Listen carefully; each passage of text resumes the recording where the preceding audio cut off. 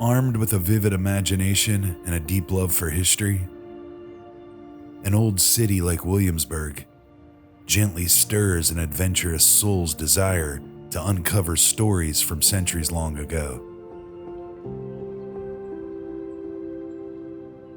For those with a true passion, the mind becomes a time machine, offering clear mental imagery where glimpses of the past come into view.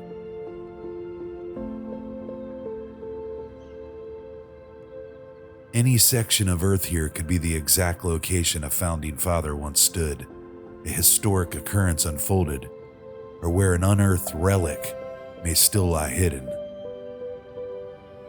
A place where brave nation builders conquered their fears and faced off against tyranny in a heroic quest to forge our country's independence.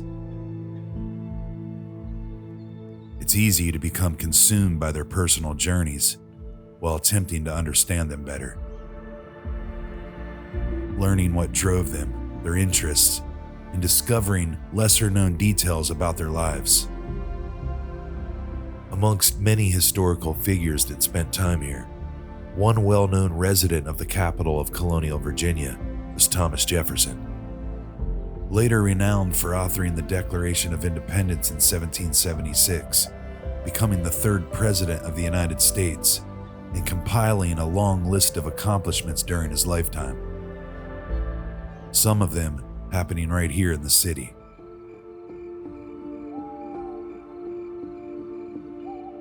Walking the streets of Williamsburg, it's fascinating to see the places he was known to have lodged at. Like here at the Market Square Tavern, during his early years studying law under a well-known local of the town, George Wythe.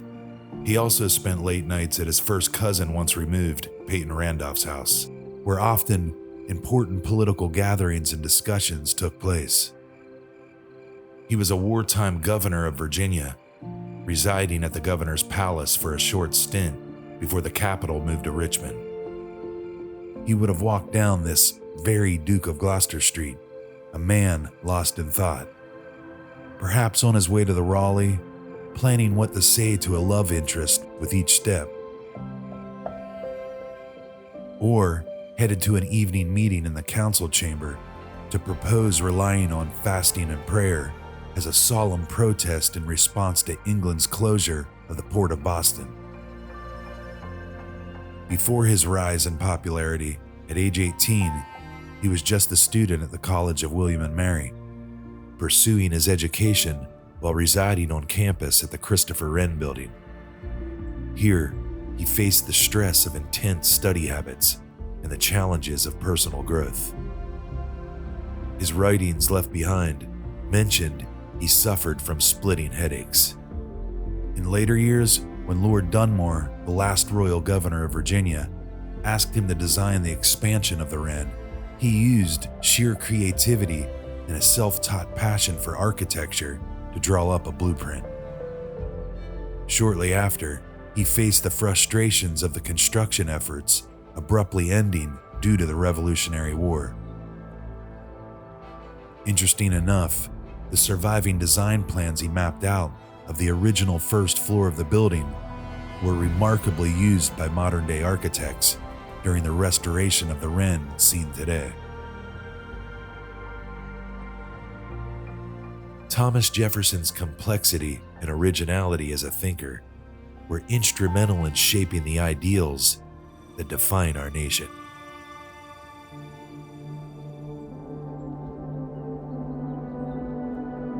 Yet, much like modern-day wanderers like you and me, sifting through historic landmarks for clues, Thomas Jefferson, too, had a deep love for history and the many stories it revealed. On quiet, uneventful nights, the pages of a fascinating book would have probably helped him pass the time before slumber fully set in. A pastime that began in his youth and continued through the decades of his life. In his 60s and already well-versed in navigating struggles against oppressive government control, Jefferson's intrigue was piqued when, nearly 3 years into his presidency in 1804, he received an original, unpublished manuscript that detailed the country's first well-known colonial-era revolt carried out by English settlers. The underlying depiction of resistance greatly captured his interest. This document, valuable for its historical significance, revealed details of an uprising that took place 100 years before the American Revolution in nearby Jamestown. It also offered a vivid recollection of the event through the eyes of an eyewitness, someone who experienced it firsthand. As he read, Jefferson's interpretation of the happenings that took place, likely influenced by vivid inner visuals that shaped his perception, eventually led him to draft a handwritten copy of the story in an effort to have it published for public consumption. An account of furious defiance, rooted in a complex mix of motives and challenges. It was a formative time in our nation's early history, marked by a series of developments that continually violated the sovereignty of native lands, saw ongoing tensions between indigenous peoples and English settlers, slowly exposed the extent of political corruption in the colony, and ultimately led to the fall of indentured labor and the rise of slavery. It also served as an early warning that a suppressed and struggling population facing adversity, regardless of race, status, or creed, might unite to challenge authority and dominant role. The tensions driving these actions were complicated, with motivations ranging from legitimate concerns to more self-serving objectives. But like the quiet intensity of a shadowy night, cloaked in mystery and malice, when humankind is pushed to the brink, opposition is never far behind. This is the story of Bacon's Rebellion.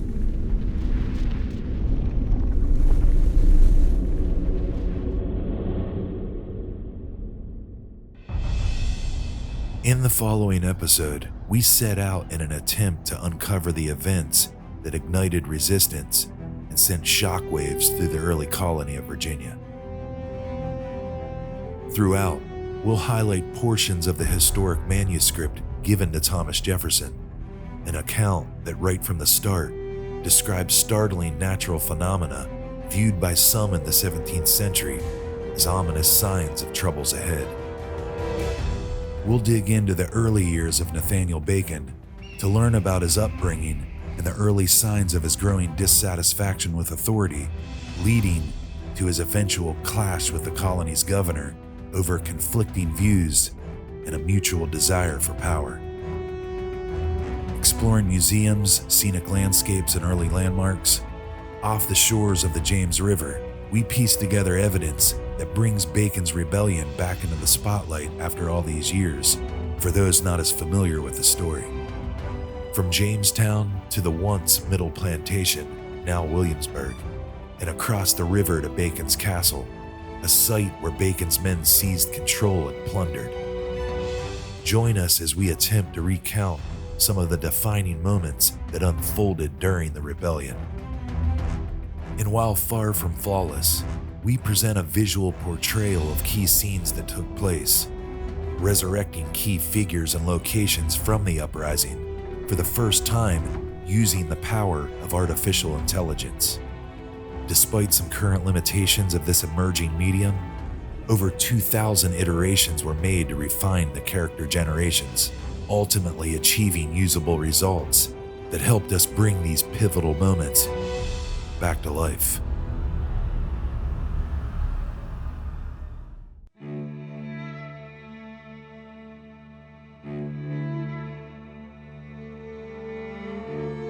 The manuscript given to Jefferson, which detailed the rebellion, shrouded its author in mystery, displaying only his initials, TM.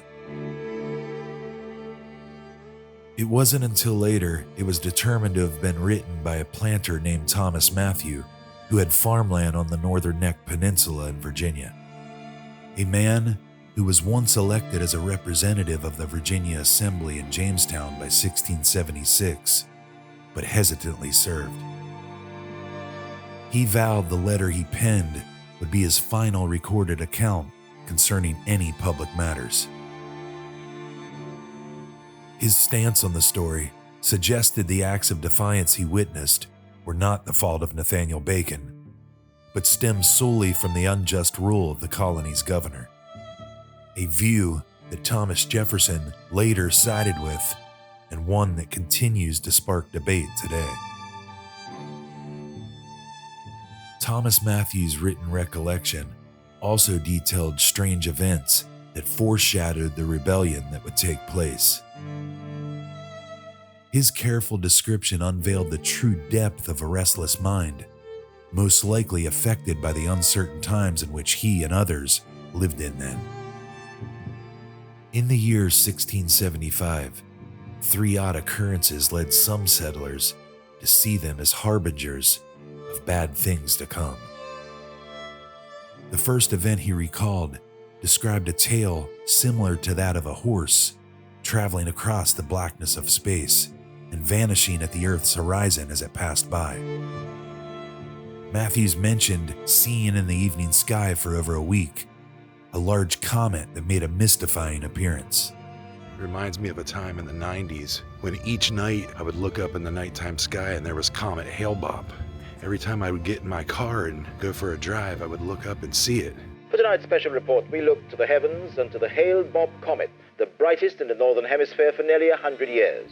And I remember thinking at that time, it's just a strange and eerie feeling looking up and seeing a comet every night. But for superstitious people, that definitely can be a warning of bad things to come. A second sign, easily seen by many, but in sharp contrast between the daylight and an abundance of dark shaded feathers, an endless flock of birds plagued the skies, congregating into a mass-moving gathering as they flew overhead. Snapping tree limbs they perched upon, while sending a dark reminder of a similar scenario that happened prior to a brutal attack on settlers that took place some 35 years prior. And the final phenomenon he recalled? Large, nearly inch-long flying insects infested the lands, ascending from circular holes in the ground, feasting on treetop leaves, and swarming for nearly a month before departing. It sounds similar to what the Southeast recently experienced with periodical cicadas that swarmed the area. And of course, they came from holes in the ground and would die off rather quickly. It sounds eerily similar to what they experienced. Now, it could have been a locust or some sort of insect like that, but they were here for more than a month with their loud screeching tone and their red eyes. It definitely was a eerie thing to witness. Oddly enough, during the course of our week in mid-October of 2024 filming this episode, an aurora, a supermoon, and a comet appeared in the evening skies over Jamestown during our visit. It made us wonder, were we too being warned of something?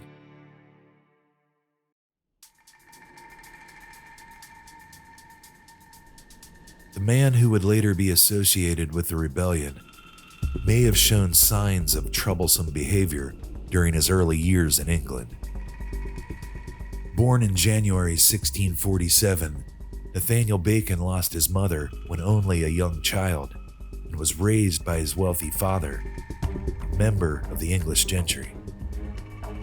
I was surprised to learn that some records suggest Bacon was enrolled at Cambridge University in 1661 at just 13 years old.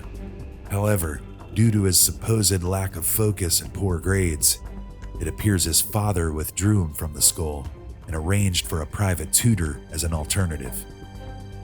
As time wore on, his education and arrogant demeanor became more refined. After touring the continent and earning a degree, now a seasoned and enlightened traveler, his experiences likely shaped him into an outspoken and articulate motivator, driving thought and dissent. This may have also given rise to a passionate aggression that led him to push the boundaries of both law and societal norms in later years. Bacon married in 1670, but his wife's father objected to the marriage and chose to exclude her from his will as a result. With the new pressures of supporting his wife and family, remnants of Bacon's earlier rogue behavior, which included heavy drinking, gambling, and even dueling, began to resurface. At one point, he even devised a cunning scheme to cheat someone out of their land inheritance. This public misstep apparently forced his father to take drastic measures, hoping to teach his son the consequences of his reckless actions.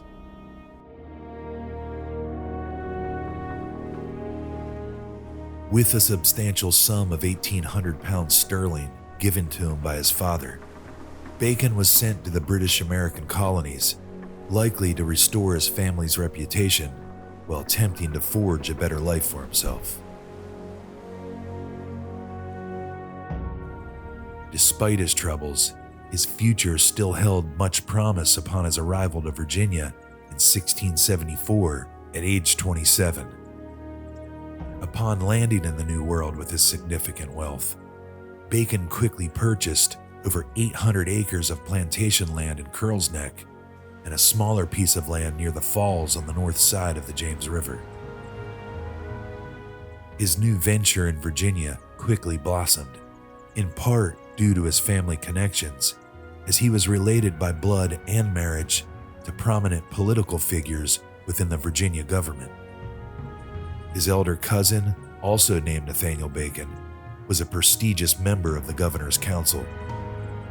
At the top of the ruling elite sat Virginia's governor, Sir William Berkeley, who was married to Bacon's cousin, the First Lady of Virginia, Frances Culpeper Berkeley. This unexpected marital tie suddenly made Nathaniel related to the very man he would soon defy. A young and somewhat overbearing transplant from the motherland who came to the colonies shadowed by his misdeeds. But unlike some who arrived in Virginia, bound by a contract of indentured servitude to fund their journey for new opportunities, young Nathaniel Bacon's situation looked vastly different due to his relatives and wealth. With likely knowledge of his past, Governor Berkeley swiftly appointed Bacon to the Governor's Council, a body somewhat similar to today's Senate, but with positions granted by appointment rather than election. This clearly demonstrated the power of kinship, despite Bacon's youth and troubled history.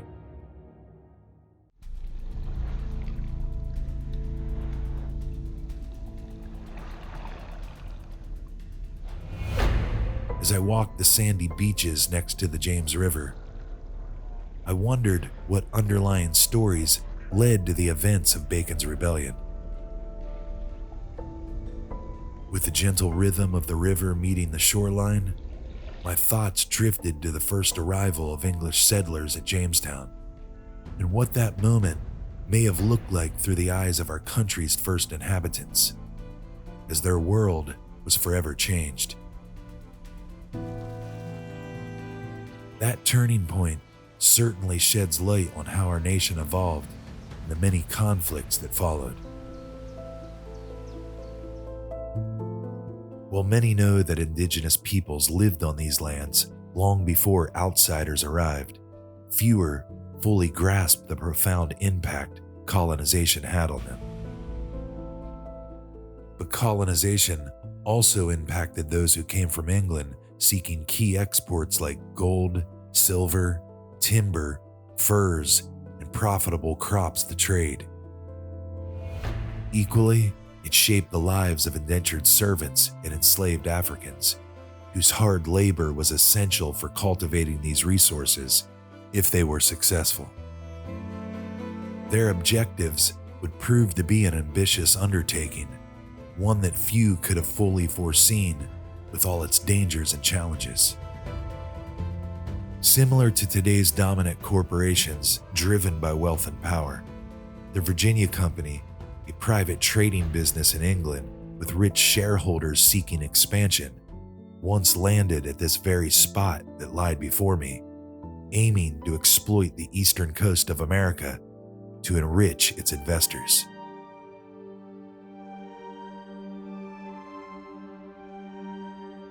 Now imagine for a moment the native peoples living on the vast lands that make up our nation, thousands of years before settlers ever arrived.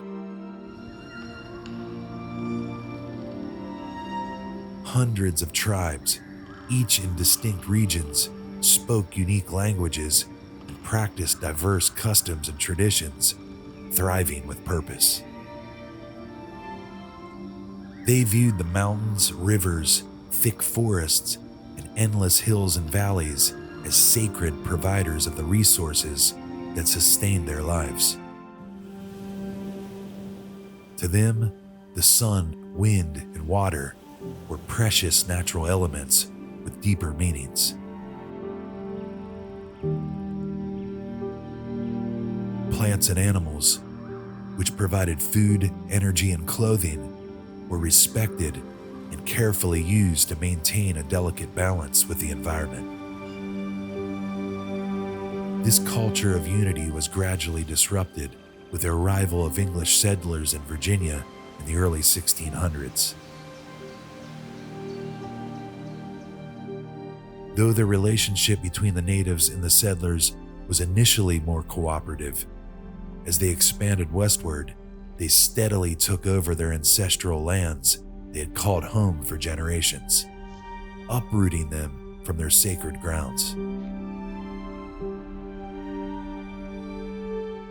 From the early 16th century until the time of Nathaniel Bacon's arrival in Virginia and well beyond, this slow displacement saw violent confrontations over territory, resources, and cultural survival. Wars with settlers sometimes ended in treaties, but those that didn't often resulted in near total annihilation of native populations. Even with peace treaties in place, fragile agreements were frequently broken or disregarded, leading to ongoing conflicts that claimed many lives on both sides. From the time of the first arrival in Jamestown and through the decades leading to the 1670s, a wide range of issues continued to create severe rifts between settlers, Native Americans, and the Virginia government. On the economic side, tobacco, the colony's most profitable export for England, saw its prices decline due to overproduction and growing competition. Used-up soil lacking nutrients made it difficult to grow quality crops, reducing its value, while laws and restrictions made importing and exporting difficult due to extreme regulations, fueling even further frustration.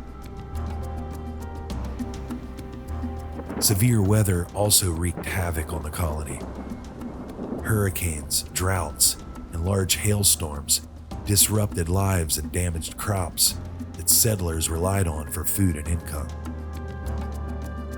Socially, a growing divide emerged between wealthy landowners and poorer colonists. A shortage of available farmland made it difficult for small farmers and former indentured servants to obtain their own land.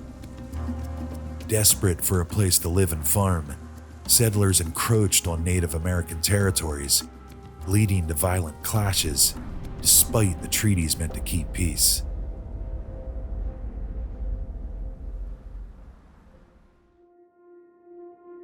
Sir William Berkeley, the longest-serving governor of Virginia, was a well-educated man who had a love for literature and playwriting, earned a knighthood for his role in the Bishop's War back home, and was loyal to the crown.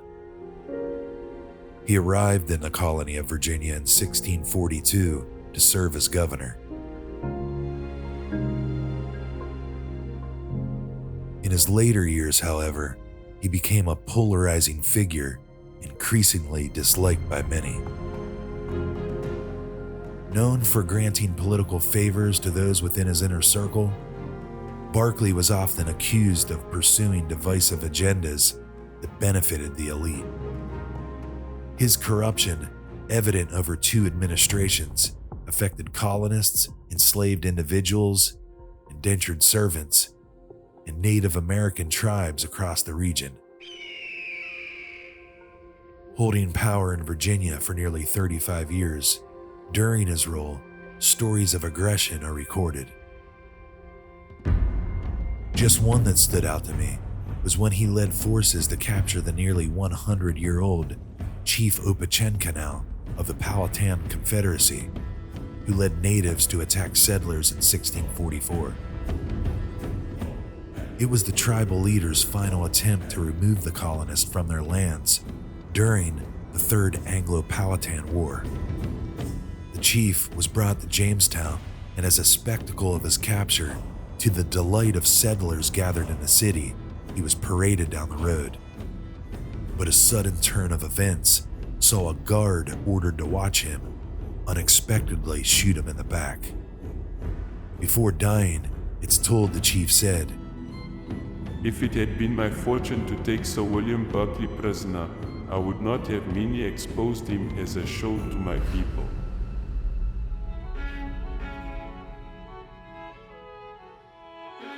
Greed seemed to also be a flaw of Berkeley's leadership.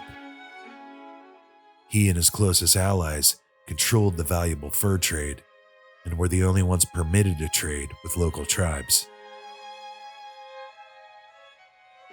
This too infuriated farmers and small merchants, who were excluded from the benefits of earning profits.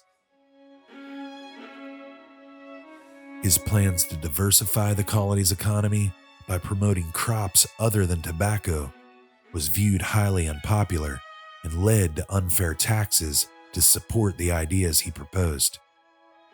Unlike himself, a risky endeavor the colonists couldn't afford to gamble with. He was also accused of being unresponsive to the people's needs and restricting voting rights to landowners only. More often than not, his favored acquaintances led local militias and received special treatment from the governor in exchange for their loyalty and submission.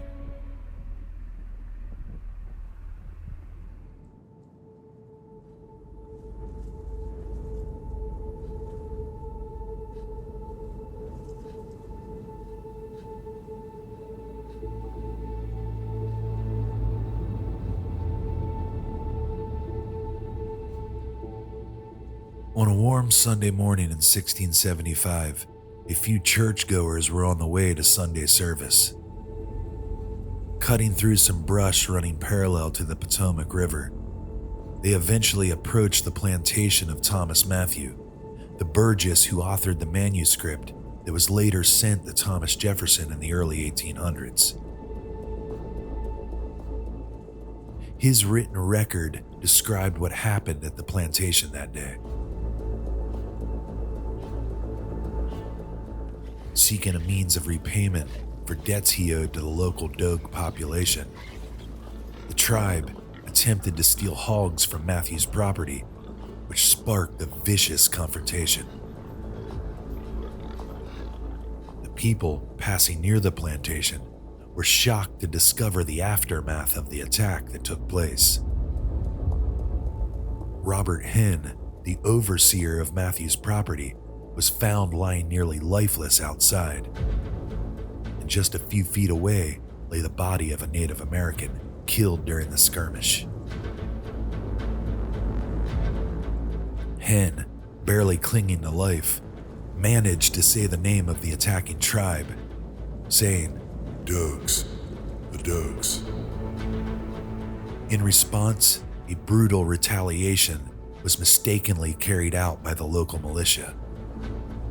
Targeting the Dogue tribe, they attacked 2 cabins. 10 Native Americans were killed as they fled one cabin, while 14 more were slaughtered outside the other. The attack was called off when it was realized too late that the victims in the second cabin dwelling were not the Dogues, but members of the friendly Susquehannock tribe. And it may have been a cabin just like this that the settlers attacked before learning that they had attacked the wrong tribe. Some records suggest Governor Berkeley later announced the Susquehannocks were involved, which eventually led to 4 chiefs being abruptly murdered without trial. Soon after, the tribe responded with costly counterattacks on various plantations as far south as the James and York River. One such conflict took place on property that Bacon owned. There, one of his servants was killed during the fighting. Fueled by personal loss and the settlers' desperation, Bacon rose as the fierce defender they were hoping for against the relentless attacks. His discontent for colonial leadership was growing. Though clashes between tribes and settlers had been ongoing for many decades, the back-and-forth nature of attacks and revenge that was taking place ignited tensions, ultimately lighting the fuse that would lead to the approaching rebellion in Jamestown. While history does record Berkeley eventually built forts as a defense against attacks, fighting the natives came at a high cost and placed a heavy tax burden on the colonists. The manuscript written by Thomas Mathew recounts numerous reports of bloodshed sent to Berkeley, who sometimes made false promises of support but never followed through. Distrust and anger amongst the people was brewing. Bacon continuously sought the governor's approval to form a militia, but with his continued delay in response, he slowly began to recruit frontier settlers, indentured servants, and African slaves. As their leader, they planned to raid tribal territory and seize their land.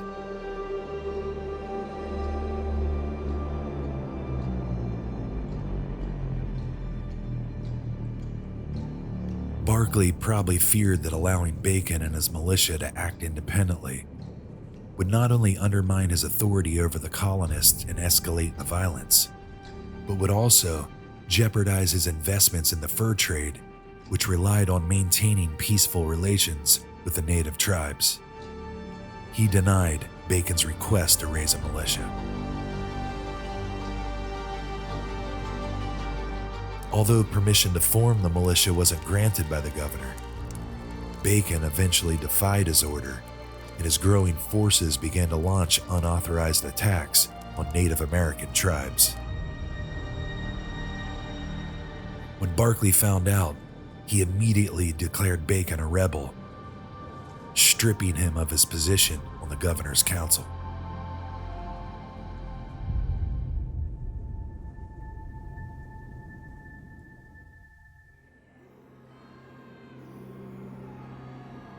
Now in control of a band of fighters in his effort to strike back against the Susquehannocks, Bacon convinced the tribe of Occaneechi warriors to join the fight with promise of payment for their assistance. But a lack of food and harsh circumstances fueled paranoia, with Bacon becoming suspicious the Occaneechi were conspiring with the governor. Known for his deceptive tendencies, Nathaniel never compensated the Occaneechi warriors for their support. When they refused to give up beaver pelts, food, and supplies they demanded, his forces responded with brutality, murdering the Occaneechi chief and killing many. Was Bacon's goal truly driven by a desire to protect settlers from potential attacks? Or was his thirst for acquiring new lands that belonged to the country's original inhabitants, a revelation of an underlying greed within him and his supporters, along with a veiled ambition to assume power?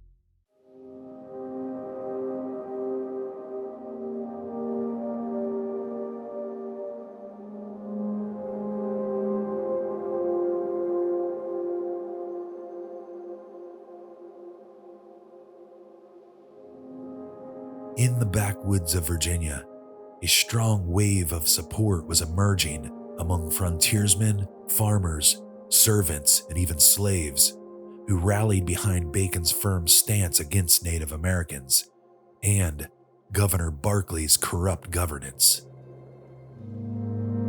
After learning of new elections called by Berkeley to handle the ongoing feud, on June 5, 1676, the landowners of Henrico County voted Bacon in as a burgess of the General Assembly to represent them. The problem he faced was to reclaim his seat in the House. He had to return to Jamestown, hoping that diplomacy could still be achieved.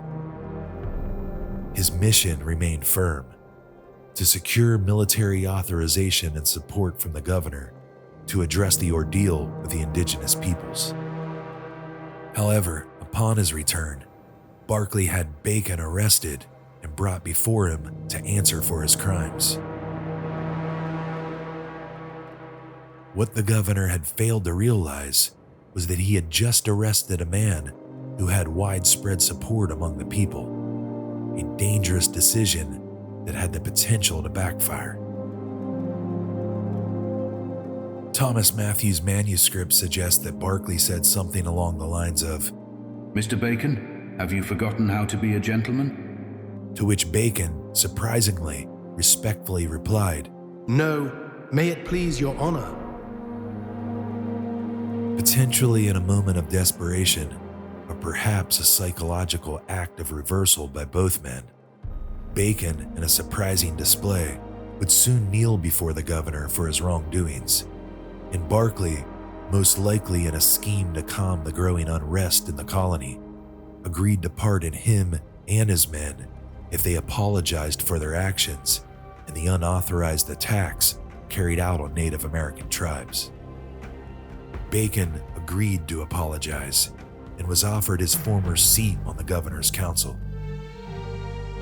According to Mathew's written account, Berkeley, with his hand raised high and then slowly touching the head of Bacon as he knelt before him, exclaimed with the gravity of a medieval king bestowing mercy, repeated 3 times, "God forgive thee. I forgive thee." Despite the embarrassing pardon, Bacon's underlying intent would have still been set on gaining the governor's approval to remove the native peoples from their lands. Amongst other laws and conditions he wanted reformed.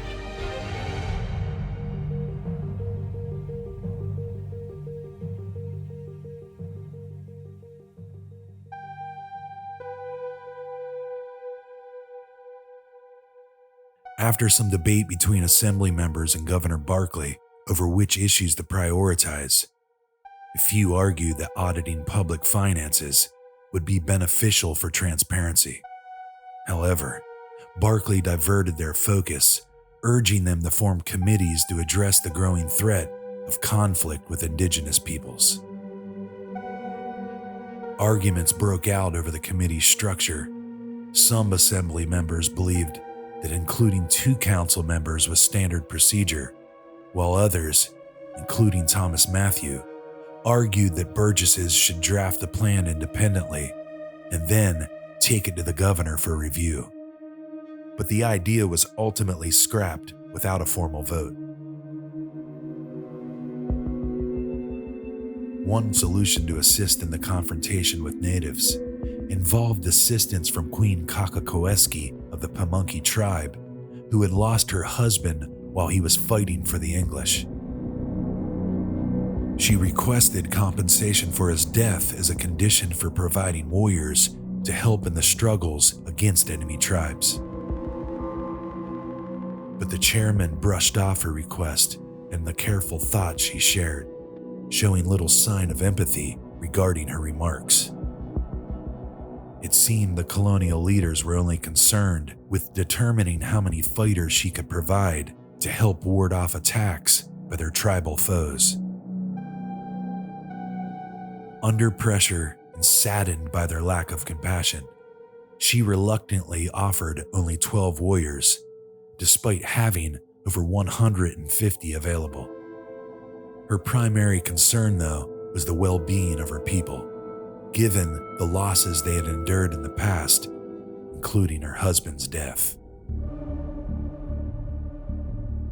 Meanwhile, Berkeley continued to stall any efforts to fully grant Bacon his commission, and by keeping the assembly preoccupied with planning responses to altercations with the indigenous peoples of the lands, he secretly worked to regain full control of the colony's governance and contain the rebellion's lingering influence. According to the manuscript that had so intrigued Thomas Jefferson more than a century later, it recounts Berkeley's orders to raid Bacon's plantation. But to his frustration, Bacon managed to evade capture and flee. Thomas Mathew's recollection of the events loosely suggests he might have received intel from his cousin just in the nick of time to escape and avoid being recaptured.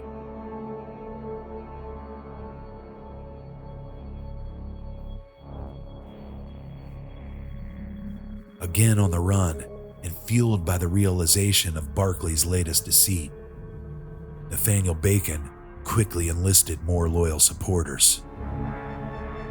Men who still sought to eradicate the Native Americans and who were determined more than ever to force the governor's approval for their actions to move upon them. This time, however, they would accept no excuses.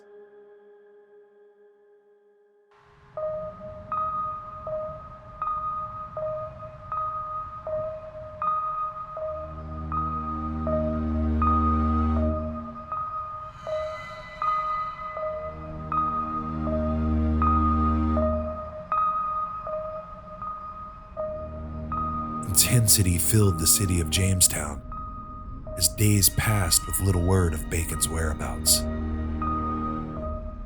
Finally, news broke that he and nearly 500 men were just 30 miles upriver, advancing toward the capital.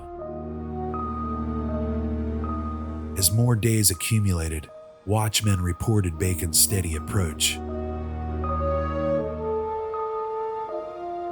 Recognizing the threat and running low on troops, Governor Berkeley enlisted additional men from both sides of the James River to defend the town. Bacon's force was intimidating, comprised of riders on horseback, marching soldiers, and according to Mathew's manuscripted recollection, some who arrived by boat.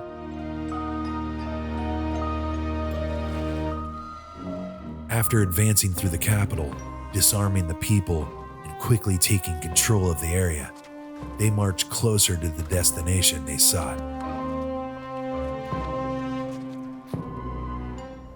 And it's on this vast field that I now walked upon, where Bacon, at the helm and flanked by his furious fighters, with little opposition, approached the governor's location. And it's fascinating to think that right here where I'm walking on this very field is where Bacon and nearly 500 of his men stormed the Statehouse, which once lied right here in front of me. And they would have confronted Governor Berkeley with the rebellion severely escalating. But to this very day, beneath the museum lies the exact foundation from that Statehouse, that through archaeological digs and research, they found residue and remnants from that era. As I trekked the same path they took, just after high noon as they did, I marched straight towards the Statehouse that once stood in front of me, imagining the dramatic scene that unfolded here on that fateful day. Soon after, a disoriented Berkeley emerged to confront the rebellious battalion face to face. Bacon, reported to be frantic, angrily shouted his demands at Berkeley, insisting on being granted the commission he sought to rid the colony of native threats. With the Statehouse looming in the background, Bacon pressed for Berkeley's corrupt practices to cease and demanded the removal of his loyal officials. Outraged, Berkeley tore open his shirt and called out at Bacon, daring him to shoot. Here, shoot me before God. Fair mark. Shoot! And you can see by the original foundation layout, the patterns of what remains today matches what is seen on the diagram here. As you can see right here, you have this squared off portion of the foundation, and then this sort of T-shaped section. And right here, you can see that square. And then here's the portion of the foundation shaped like a T.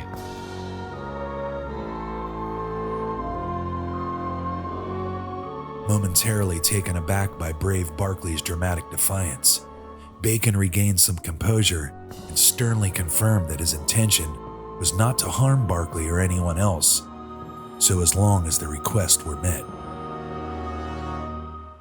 Nearby, burgesses peered nervously from the Statehouse windows, watching the intense standoff go down. As recalled in Thomas Mathew's account of things, Bacon ordered his army to aim their weapons at the onlookers, with Nathaniel making a final chilling threat.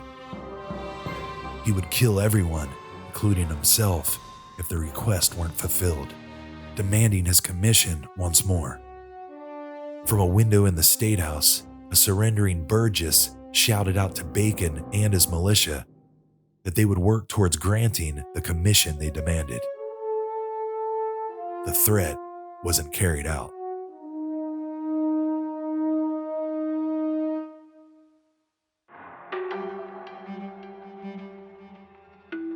Sometime later, the commotion is said to have eased, and Bacon was invited to negotiate with the burgesses.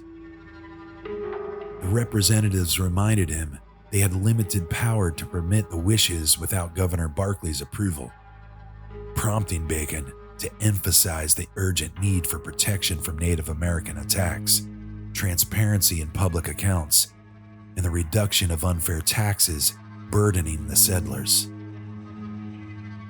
Reluctantly, under mounting pressure, a commission was finally granted to Bacon to defend the frontier against enemy tribes. It would be hesitantly drafted by none other than Burgess Thomas Mathew, the owner of the stolen hogs which ignited the rebellion and the author of the eyewitness account in the manuscript. Although Bacon finally received what he had hoped for, he remained concerned that Berkeley wouldn't uphold the agreement. And as Berkeley's authorities seemed to crumble, the conflict spiraled into what many saw as full-scale civil war.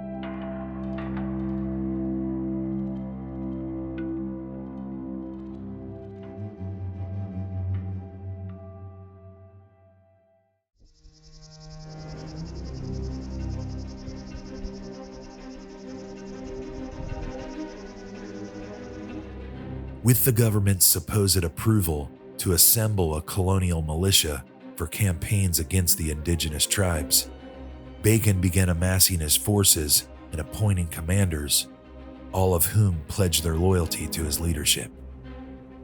Assuming a title that surely fed his ego, he was now known as General Bacon. In disbelief at the political events that transpired, an excerpt from a letter sent to the king by Governor Berkeley read, I have governed the most prosperous country under the sun for over 30 years, but now I am surrounded by rebellion. In preparation for his approved assault on the native tribes, Bacon, on horseback, galloped past a large host of troops, awaiting the word from their newly appointed leader to carry out the campaign against the enemy tribes. However, word of defectors who had once supported Bacon's cause revealed a harsh truth about the commission they fought to secure. They were rallying settlers to join forces with Berkeley's loyalists. Bacon's strategic objectives were suddenly deemed illegal and an act of rebellion.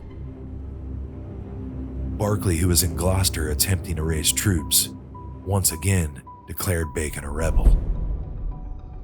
But by this time, Bacon's popularity had grown so immense that when Berkeley's army learned they would fight against him, they abandoned the governor altogether. It was clear Berkeley had underestimated Bacon's influence. On July 30th, 1676, Nathaniel Bacon further solidified his position by issuing a Declaration of the People of Virginia. This document reiterated his grievances against Berkeley and condemned the governor's corrupt leadership. Recognizing the threat and the growing strength of the rebel forces, Berkeley was advised to flee Gloucester County and escape to the eastern shores of Virginia.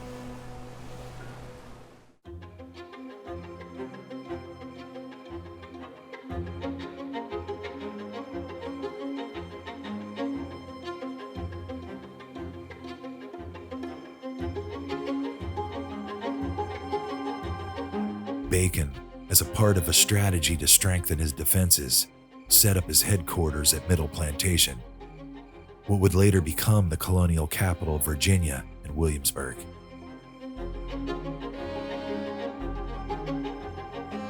From Middle Plantation, Bacon, taking a page from Berkeley's playbook, arrogantly declared the governor and his loyalists to be traitors. He threatened that if they did not willfully surrender within 4 days, their estates would be seized. Bacon then summoned the local leaders to a meeting, and though I can't be entirely certain of the exact location it took place, an area around Bruton Parish Church, a church that had been established in Middle Plantation in 1660, could have been the general vicinity of their gathering. Many that attended agreed to the cause through a series of oaths, including Colonel Thomas Swan, a prominent figure and tavern owner. Remnants of his tavern foundation remain visible in Jamestown today.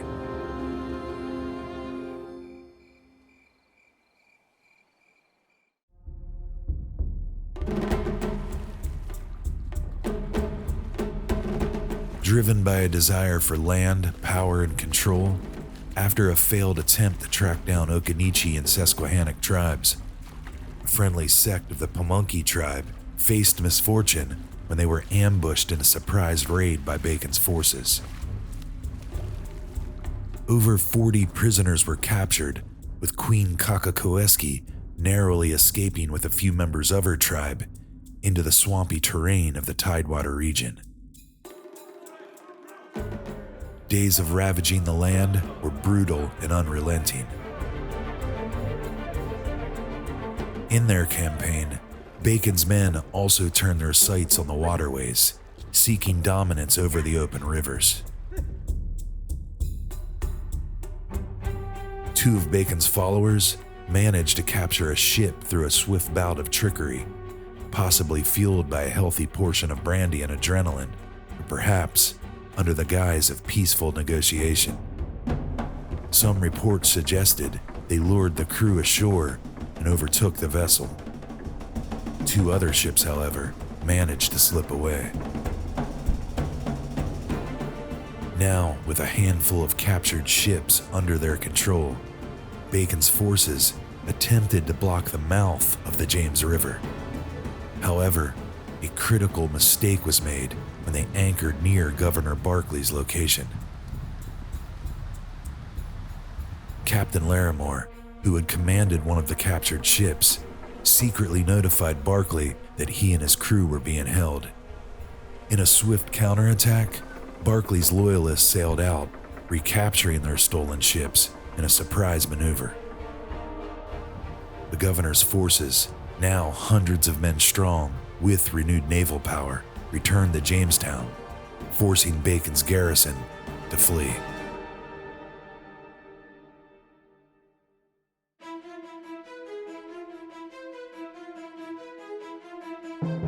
When Bacon received the details of Berkeley's resurgence, he made haste towards the capital, but the governor had quickly refortified the town and positioned his militia everywhere to stunt any recharge efforts by Bacon's men. With a limited amount of tired and hungry men still willing to fight for his cause, Bacon proceeded to construct a defensive barrier on the peninsula. The only point of re-entry into the city, though, was through a narrow strip of land guarded by heavy artillery. Eventually, in a daring show of courage, Bacon faced the forces that lied behind the governor's palisades, giving the call for warfare to begin. The fighting went on for days. In an act to halt the opposing fire and to force his hand, a vicious tactic saw Bacon order his horsemen embedded in the city to sweep up the wives of the governor's supporters, along with some imprisoned Native Americans. In their ruthless retaliation, they even kidnapped the wife of his elder cousin, Elizabeth Bacon, threatening each of their lives in a devious ploy to stall the combat and gain the upper hand by placing them in harm's way all along the defensive walls of Bacon's fortification.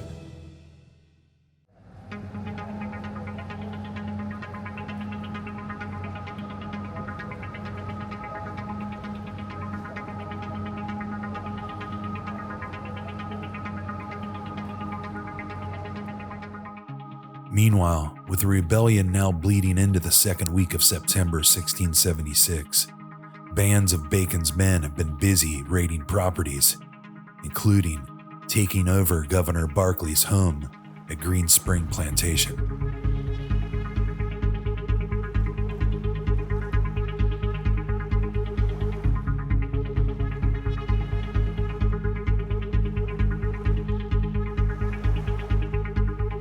Across the waters of the James, pressing further inland, rebels had also seized the large brick home of a Major Arthur Allen and fortified it.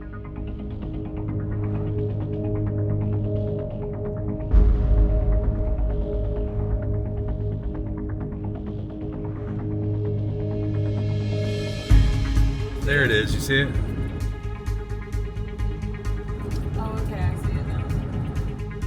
Now called Bacon's Castle, even though Bacon himself is not believed to have spent time there. The home was ransacked by his followers and held for nearly 3 months during the uprising. And here I am at Bacon's Castle, but unfortunately we arrived and it wasn't open. But we'll see if we can get a few glances of it. It's the oldest still standing brick dwelling in the country today. Built in 1665, 11 years before the rebellion. Although it was closed at the time of our visit, I managed to get a glimpse of its exterior, which clearly reveals its age. And like any historic property we set out to explore, I took a moment to just stop and imagine the incredible story that took place here nearly 350 years prior.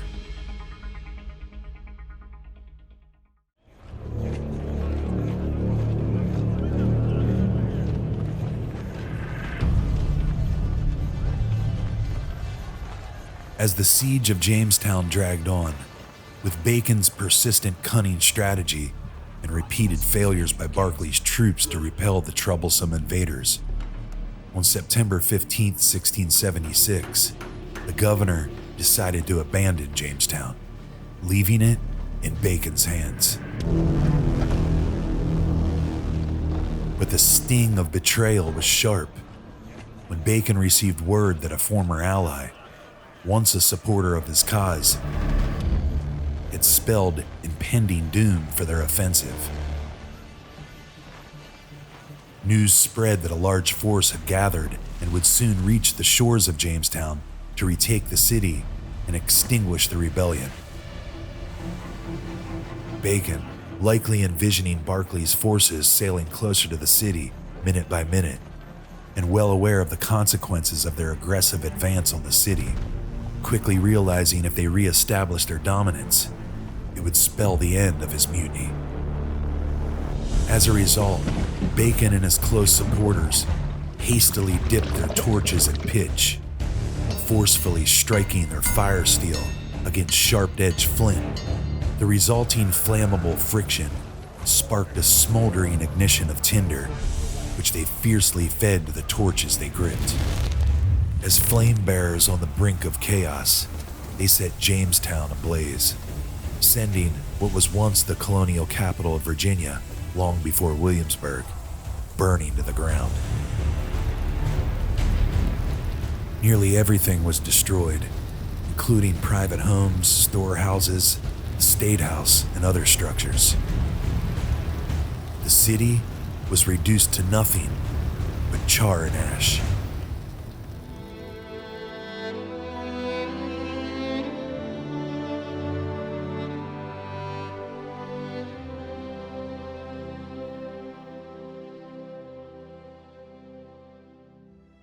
As I continued to walk near the grounds of the old Statehouse, the original foundations that are found lying under the site's museum are a tangible link to the past. Archaeological digs here are said to have found evidence of the inferno that took place during Bacon's rebellion. Inside the museum, glass panels reveal other sections of the foundation that can't be seen outside.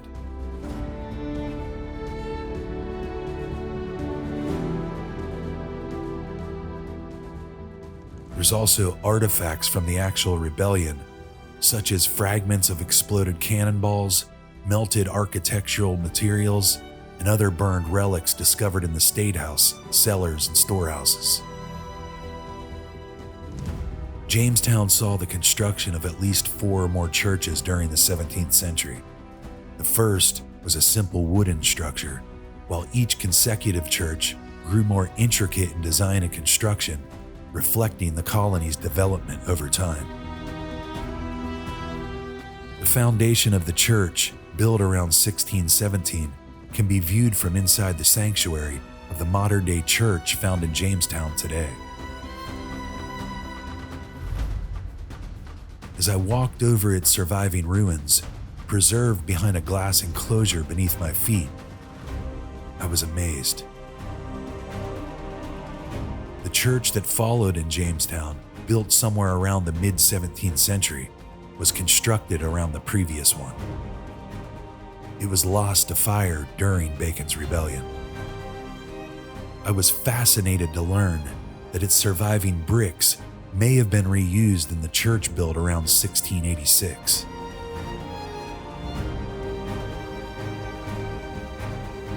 And although the 1686 church was abandoned in the mid-1750s and lost to the hands of time, its brick tower still stands and is the only original 17th century structure in Jamestown today.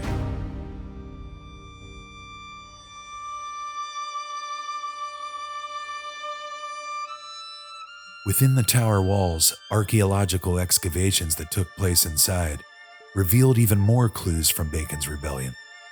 During ongoing work, they found the western foundation walls of the early 1617 church built on this lot.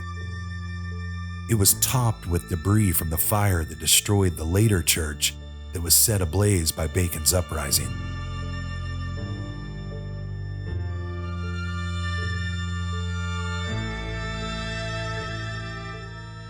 Across the lands that make up Jamestown, subtle clues of the fiery mischief can still be tracked down.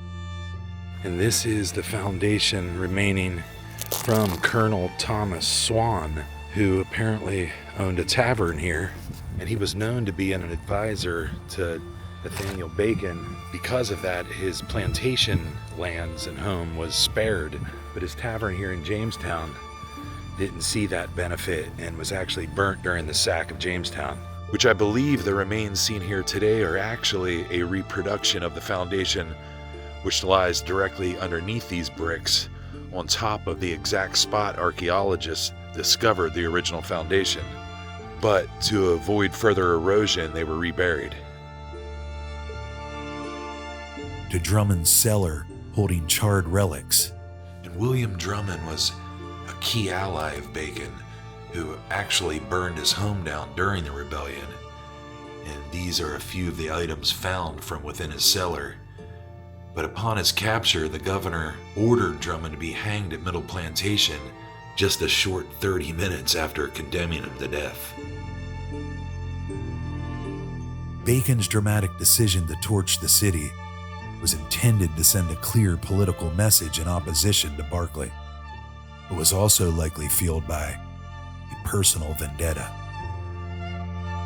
whose destructive actions and disregard for humanity branded him an outlaw, was eager to be a hero.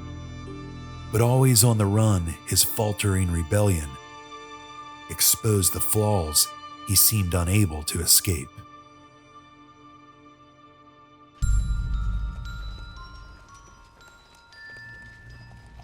Fleeing from a burning Jamestown and initially spending time at Berkeley's Green Spring plantation home, Bacon set his sights on establishing his headquarters at a plantation home in Gloucester County, Virginia, previously plundered by his militia.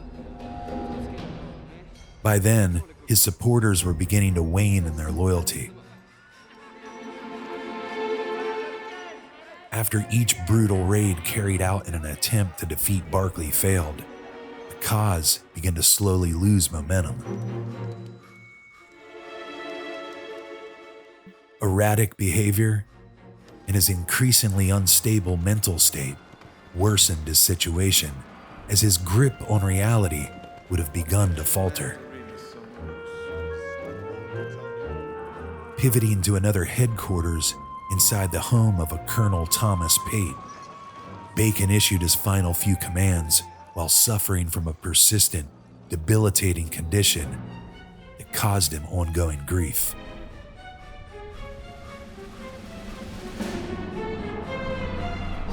Months of enduring unsanitary conditions, drinking contaminated water, consuming food tainted with bacteria, and the spread of infection and lice infestations in the close quarters of warfare had probably weakened his immune system. Inside Colonel Pate's home, Bacon took his last breath, dying of dysentery on October 26, 1676, roughly 7 months after the rebellion began. To this day, his final resting place remains a mystery.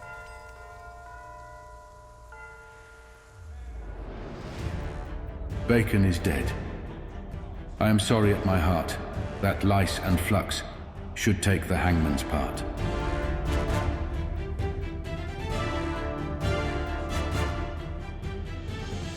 With factions of remaining rebels spread out across the area, Governor Berkeley's moment of victory seemed within reach as he slowly regained control of Virginia. Pressing towards the York River, his forces launched various assaults to drive the remaining rebels from the plantation garrisons they had seized, including the retaking of his home at Green Spring and an offensive to rid rebels from Bacon's castle, the large brick home of Major Arthur Allen.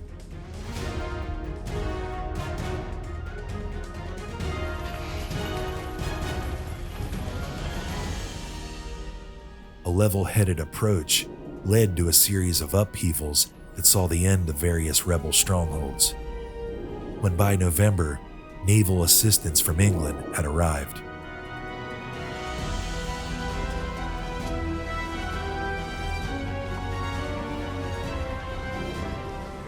The British captain, Thomas Grantham, used various tactics, some including force, bribery, and the promise of pardon, to weed out final aggressors from their positions.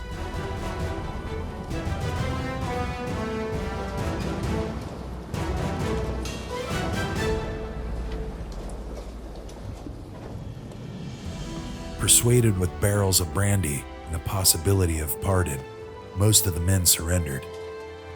Berkeley even cleared some of those in command with a detestable toast of forced reconciliation.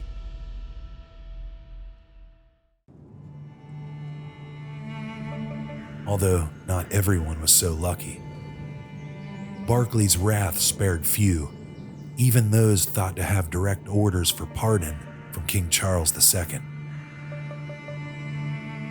While the exact number of executions isn't officially recorded, it is believed that Berkeley executed over 20 men for their involvement in the insurrection. His spree of carnage even drew displeasure from the king, who reportedly remarked, "That old fool has hanged more men in that naked country than I did here for my father's murder." But Berkeley's fate was soon sealed as well. Having spent months deflecting Nathaniel Bacon's request for a commission, he now faced a commission of his own, an investigation into how he managed the rebellion. After being ordered to return to England and relieved of his position as governor of the colony, he left behind his wife to manage their estate in Virginia.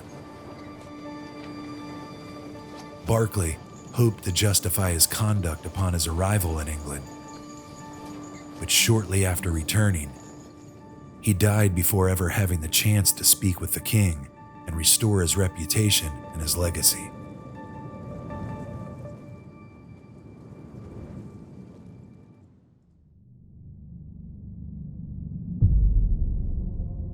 On the surface, the events of Bacon's rebellion might seem difficult to untangle, but with a closer look and a deeper understanding of the struggles at play, its causes and consequences become much clearer. At its heart, the rebellion was fueled by personal ambition, social unrest, and serious flaws in colonial leadership.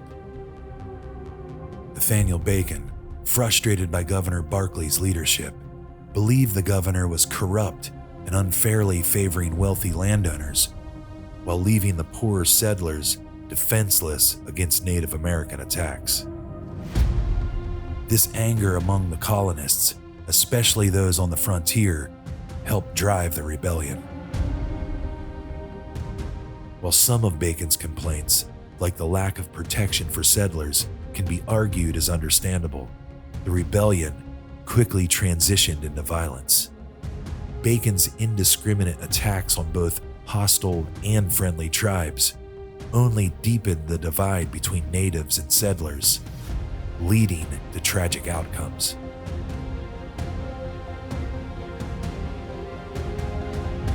The land seizures that occurred during the dispute were part of a long pattern that began with the colonist arrival and continued for centuries as indigenous peoples were repeatedly pushed off their lands to satisfy the settlers' unrelenting desire for expansion, one of Bacon's key goals that only intensified the conflict.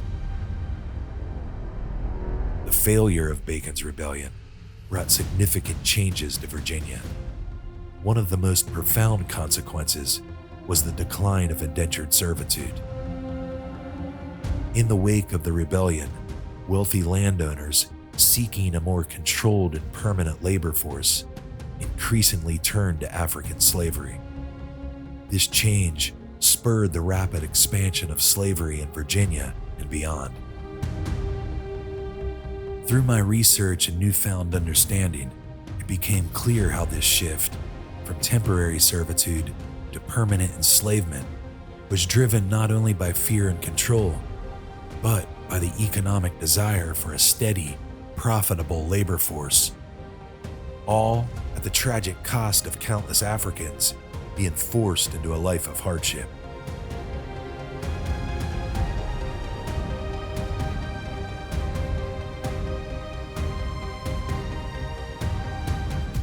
In the aftermath, the Treaty of Middle Plantation in 1677 included an official apology from England to the Native Americans for the violent confrontations and broken promises. Some historians in the past have viewed Bacon's rebellion as a precursor to the American Revolution, arguing that it revealed the deep-seated resentment colonists harbored toward government systems they perceived as heavy-handed and unjust. A sentiment they felt resurfaced nearly a century later when Americans rose up against British rule. The desire for self-governance, resistance to tyranny, and the class conflict seen in Bacon's revolt, all foreshadowing themes in the fight for independence. Yet, it's important to recognize that both Native Americans and colonists, as well as the enslaved and indentured, were deeply affected in different ways, each struggling under systems of control and exploitation that left lasting scars on all sides. And even today, as tensions rise and divisions have the potential to grow deeper, the conditions could be ripe for history to repeat itself, reminding us that the echoes of past rebellions may be closer than we think in these uncertain times, when unrest quietly simmers beneath the surface.